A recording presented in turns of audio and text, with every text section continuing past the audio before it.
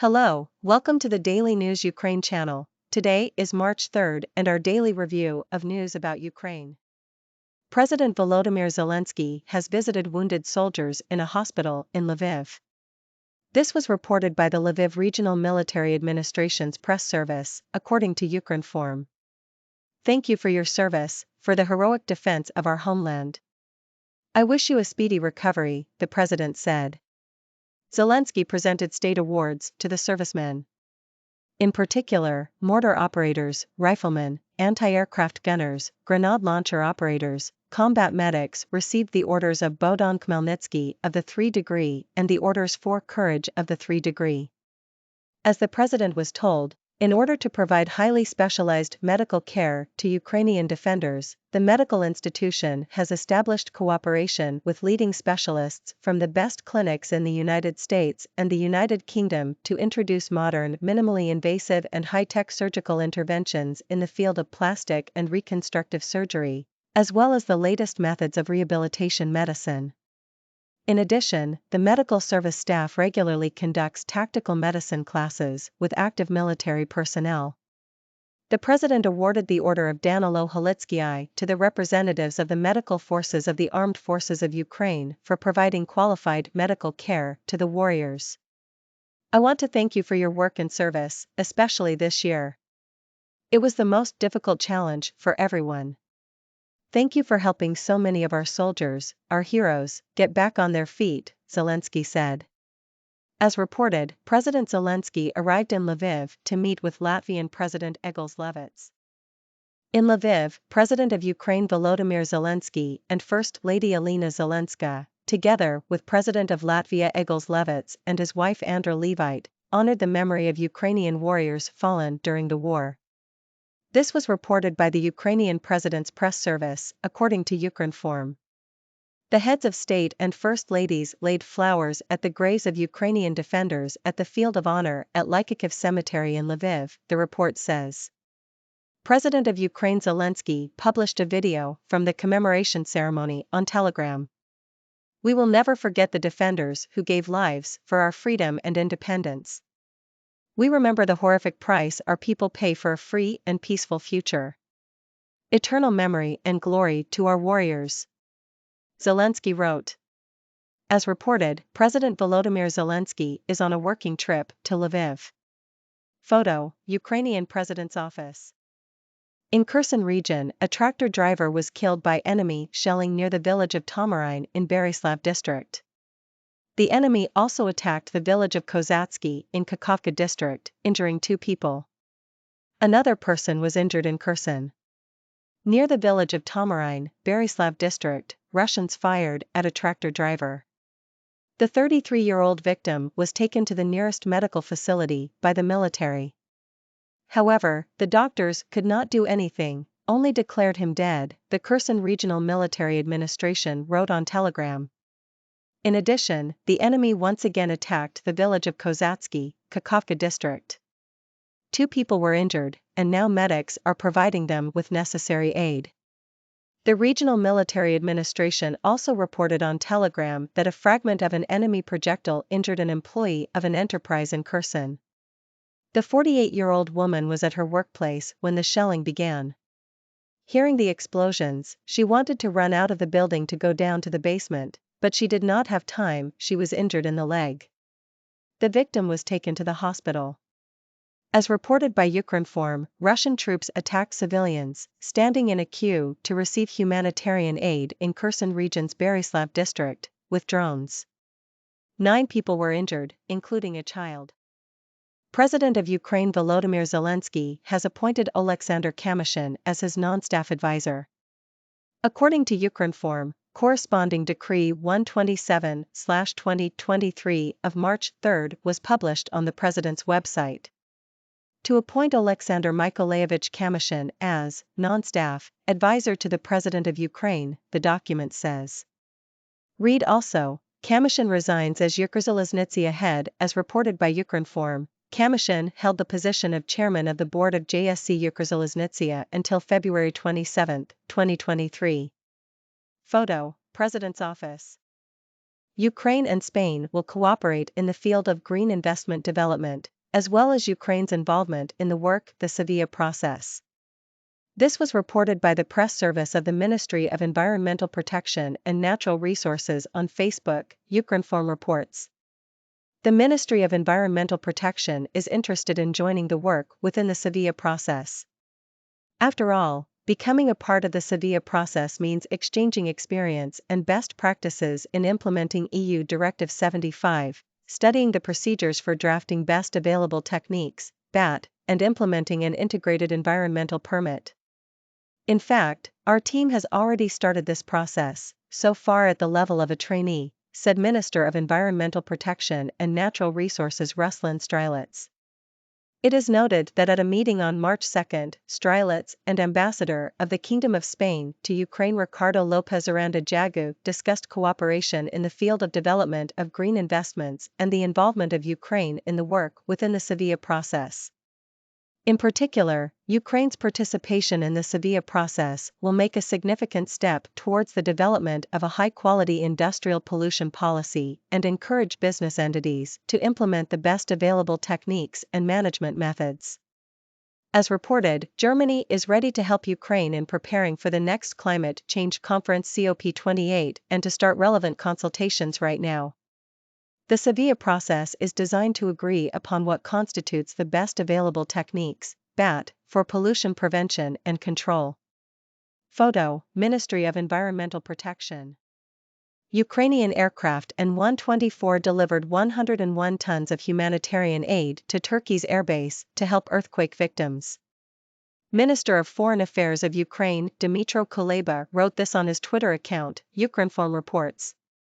This week, Ukraine's Antonov An-124 delivered 101 tons of humanitarian aid to Incirlik Air Base to help families affected by recent earthquakes.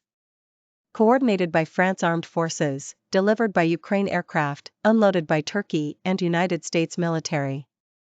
As allies, we come together in trying times. pic.twitter.com/glvfo29zos, Dmytro Kuleba, at Dmytro Kuleba, March 3, 2023. This week, Ukraine's Antonov An-124 delivered 101 tons of humanitarian aid to Incirlik Air Base to help families affected by recent earthquakes. Coordinated by France's armed forces, delivered by Ukraine's aircraft, unloaded by Turkey's and U.S. military. As allies, we come together in trying times, Kuleba wrote. Read also, Russians attack civilians receiving humanitarian aid in Kherson region with drones. According to the latest data, 44,374 people died and 198,068 were injured in Turkey as a result of the earthquakes on February 6. As Ukrenergo reported, as a result of the earthquakes, more than 164,000 buildings in Turkey were destroyed, severely damaged, and are now subject to demolition. Ukraine's director of the State Bureau of Investigation Oleksiy Sukachov and Finland's National Police Commissioner Seppo Kamyshin have signed a memorandum of cooperation. The document provides for the exchange of information, analysis, research and other methods for the prevention, detection, termination and investigation of criminal offenses. The relevant statement was made by the Ukrainian State Bureau of Investigation, and Ukrenergo correspondent reports. The Memorandum of Understanding between the Ukrainian State Bureau of Investigation and the National Police Board of Finland is intended to initiate practical cooperation in the field of prevention and counteraction of corruption, organized and cross-border crimes, illegal trafficking of narcotic drugs, weapons, ammunition, and explosives. In the course of the online meeting, Sukachov and Kamyshin agreed on the technical aspects of bilateral cooperation and confirmed the intention to encourage and support direct interaction. The Ukrainian State Bureau of Investigation and the National Police Board of Finland are planning to jointly organize training events, hold working meetings, conferences, and workshops. Ukraine's energy system has been operating with no capacity deficit for 20 days now. The relevant statement was made by Ukrenergo National Power Company on Facebook, and Ukrenergo correspondent reports.